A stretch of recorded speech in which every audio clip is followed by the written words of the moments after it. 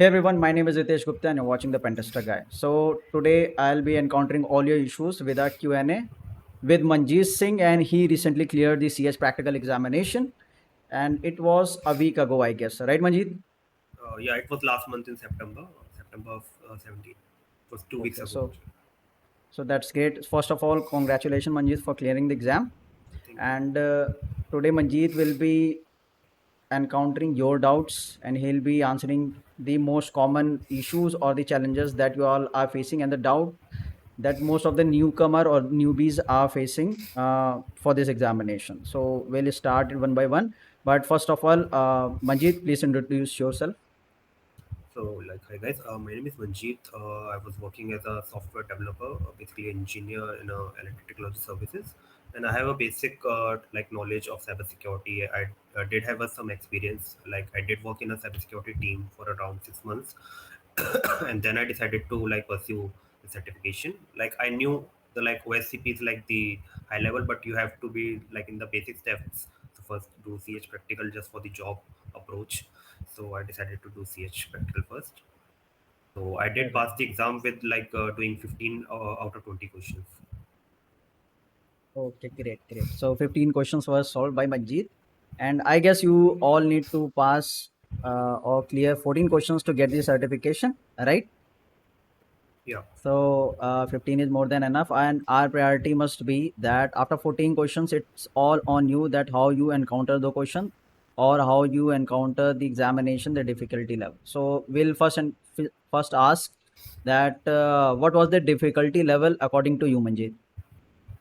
Like if your basics are clear, like the difficulty level was easy to some of the moderate questions. Like how can I say, like some tools were not working, so you can put them in the category of moderation. But it was like easy.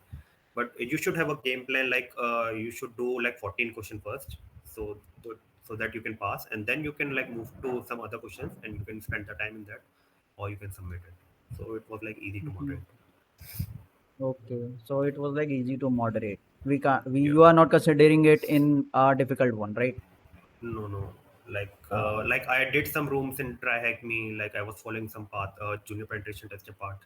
It was more difficult than the exam. Actually, exam was quite easy. Like mhm. basic SQL injection map, SQL injection attack, like basic brute forcing. Oh. So total, how much time you took to complete the exam to solve all those 15 Uh, challenges? 15 challenger. I took around 3.5 hours. So in 3.5 hours, we were able to solve 15 challenges. Yeah. Right. Nice, nice, nice. So tell me about your approach for this exam. What you thought? What was your thought process? How you approach this exam? So first of all, I bought the version 11 voucher in December, but I was planning to give in July and August. But then I came first, when you will search for the CH practical content, you will find was not many content or not many playlist YouTube video where you can study. So I came to your playlist like Fantastic Guy with the service simulation and different topic cryptography, steganography. So my first game plan was like to wrote down the topics, what are the topics are coming, and there is also one lab manual, so you can note down the modules from that. So I started learning like this. This is the topics are coming: service enumeration, and then cryptography, how to use that tools like Windows-based tool, steganography, and then web attacks, all that thing. So study each topic, and then I decided there was a video of like the pattern is changed, so I decided to stop. Like let's see what other topics are coming, and because I was reading the comments, and like people were very afraid, different questions were coming, they weren't able to solve it. So I got a little scared, so like I decided to stop and just study more. So there was the topic, I again wrote down the new topics like privilege escalation and malware analysis and vulnerability scanning and all that. So that I studied, and like I gave the exam and I passed. But it was easy. Okay. It was quite easy. Got it. So when you started to solve the challenges, like did you encountered any issues while connecting with that, whether machines were slow or something like that? Yeah, like at the start, the machines were quite good, but when you run the scan, like there was actually three subnets, like three different subnets in that two, three IPs were there. So like I decided to run all the three scan in nmap, or target 1, target 2, target 3, and like save. So the prototype is like you can save all these scans in a output different output file, and you can refer them in later. So decided to do that, and I opened the Windows machine, and I know there was a question of vulnerability scanning. So you Mhm. and I previously used Nessus in my company, so I know about vulnerability scanning. I decided to scan in the background of that, and then the machine got like really slow because the Okay. three scans were running all that. So yeah, that was the bit frustrating part. Okay. So initially, when you saw all those 20 questions, what you thought? What was the initial thought that came to your mind? So my initial thought before the exam was like to run the scan and just move forward to the web application part. So first Okay. solve the web application questions, and then move forward to different questions, because web application, I know like they will take time, or maybe I will stuck because my manual was very weak, like SQL injection manually and all that. Okay. I was very weak, and that, so I decided to approach that first. But yeah, it was solved in like around 1 hour with some other questions also. Okay. So since you are not from the infosec background, Hmm. initially you were developer, right? So Hmm. it is obvious to have some challenges, but it's okay. Those for those who are from the cybersec background already, I guess you'll be able to solve those challenges easily. I Yeah, truly yeah. believe that. And If you know, like, yeah, if you know Bubsuit and SQL Map, you can solve all the challenges, I guess. oh, that's a hint for you all, huh? So, which questions you covered first? If I'll ask, what was So, your priority to cover? so first, like I ran the scan on other different subnets, and through the scanning and service enumeration, you can easily solve like I guess two questions. There was one question of FQDN. There was a file you mentioned in your description, and in that there were four questions like you mentioned. So like I thought like this question will come or not. I'll just cover it. So I already prepared for that FQDN and all that, and yeah, the same questions were there, FQDN part. And FQDN like is very easy. Like if you see the nmap scan in service enumeration, you can find a server called LDAP, basically Active Directory Domain Controller. So you just have to name the FQDN is basically fully qualified domain name. So you just have to submit that flag.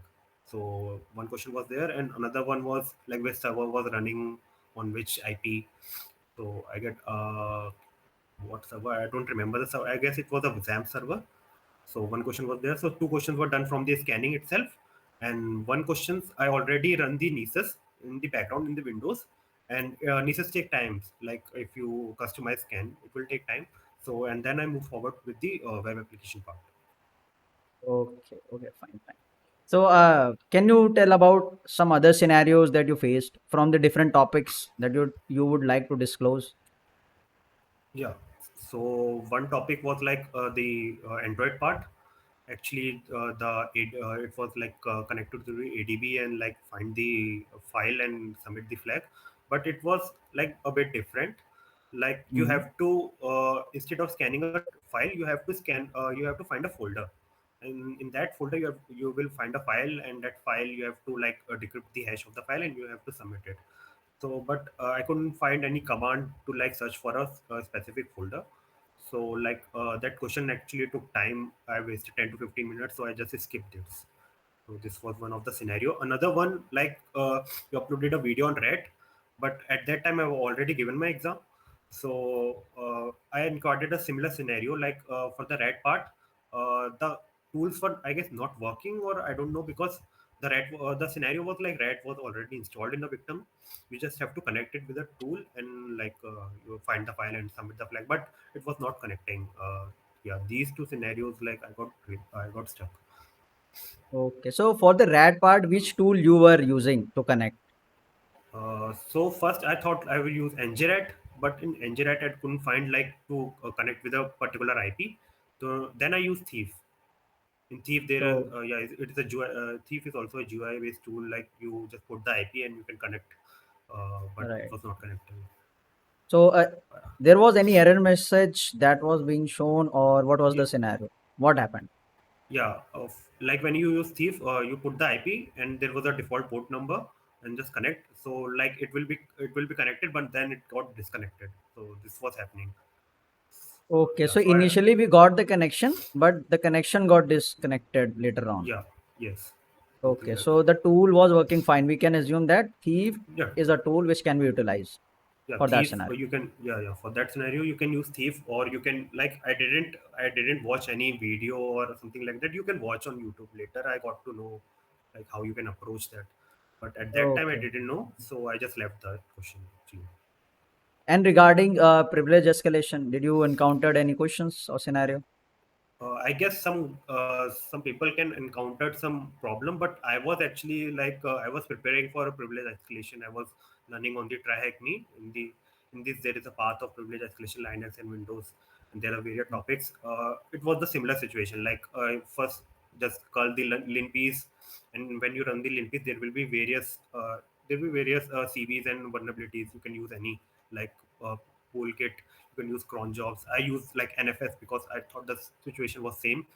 It was similar to the try hack me room, and I had already prepared my notes because I was preparing for like something. So yeah, it was easy for me to do escalation. So just Okay, so yeah, for those who don't know about LinPeas, it's a tool yeah, tool. that can be utilized to solve the challenges. But I would suggest you try to learn the manual Yeah. process as well. But Mhm. because it will help you in your career as well, right? Yeah, in your career, yeah. Manual, So you should learn manual actually. yes, sir. So any idea about the questions from IoT topic? Yeah, I did the IoT one actually. So So it was very easy. So you will be given, like, the scenario was, you will be given one file, one packet captured file. You just have to import it in the Wireshark, and you just have to analyze it. You can in the filter you can use MQTT command. Basically, MQTT is like a protocol used in the IoT. I mhm. think you can learn this from the lab manual part. I did this one day before the exam because I was going through the topics, and I thought, like, I didn't know IoT. Let's see what is like, how can I approach this. So one day before the exam, I came to know about this topic in the lab manual, and it was the similar scenario in the exam as well. It was very easy. Just import the file in the Wireshark and put the filter MQTT and analyze. There will be a IP and answer the question. It was very easy. Okay. And did you encountered any scenario for web application as well? Web application part was I guess it was easy because there was one question I got stuck because like there was a login page. I tried brute forcing it with the Bob suit and even Hydra as well. I like I generated a particular like command for the Hydra, and I tried brute forcing it, but it was not working. I don't know like what was the problem with that, but I just skipped it. So I did, like, there was 4 to 5 questions. I did four. There was two SQL injection question, one basic command injection, and one was IDOR question. I guess, like, just have to change the ID. You can, like, intercept in the burp suit, and you can change the ID. It Mm, was like something like that. the But issue one question was like with the brute forcing. the issue is what we can consider is IDOR. ID parameter was there and we need to replace the value and get the phone number. I guess there was some scenario like that. I encountered that, and my machine was slow at that time as well. But the question was saying to solve the challenge in another way. Since I know what is the right way to do it, I opted for another method. So it is a tip. If you think a question can be solved in any other method or you have a better approach, just go for that. Okay. Yeah, you can do it later on if you, like, solve the 14 question. I was going to try, but the machine was very slow, so I decided, like, just submit it. Yeah, definitely. Since we achieved our goal that to pass the exam, Yeah. well, it's good. So that's all. Any suggestion for the aspirants who are going to take the exam, or any tips that you would like to say? And before that, one more doubt or one more questions, that do we get any valid credentials from the CH itself to solve the challenges, like username or password for any specific questions? Hmm. Did you uh, get I that? guess I guess in the you have to brute force some credentials for the SMB and for the FTP part. Uh, I didn't get any. Yeah, yeah, you get the credential for the Windows, like Mhm. and for the Nisus part you Okay. get the you get the credential. Yeah, you can use admin password. It will be trial version Nisus, so you can Okay. get that. And in one question, I guess privilege escalation, you get the SSH credential, I guess. Okay. Yeah, yeah, So, for you all, what I would say is that do keep a note of valid username and passwords, and try to use those as a brute force credentials. You don't have to use a big list. Just use those valid credentials, and you'll be able to solve the challenges without consuming much more time for any specific challenge. Okay.